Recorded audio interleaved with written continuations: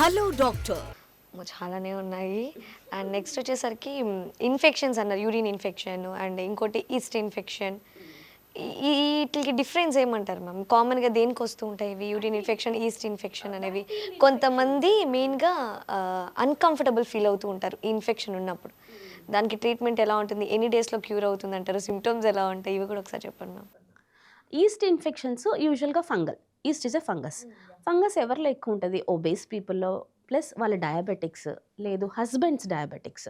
So, intercourse అయినప్పుడు అది I mean ఆ స్టేజ్ యూజువల్‌గా ఫంగస్ ప్రెజెంట్ అవుతది.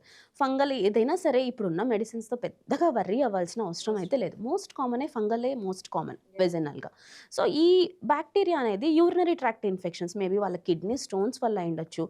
వాళ్ళు ఫ్రీక్వెంట్‌గా బ్లాడర్ ఎంప్టీ చెయ్యరు. అంటే లైక్ అలానే పెట్టుకొని మేము పబ్లిక్ ప్లేసెస్‌లో వెళ్ళము అన్నట్టు మనం ఎక్కడికెళ్ళినా ఒక 6 అవర్స్, 8 అవర్స్ అలానే పెట్టుకొని ఉంచుతారు.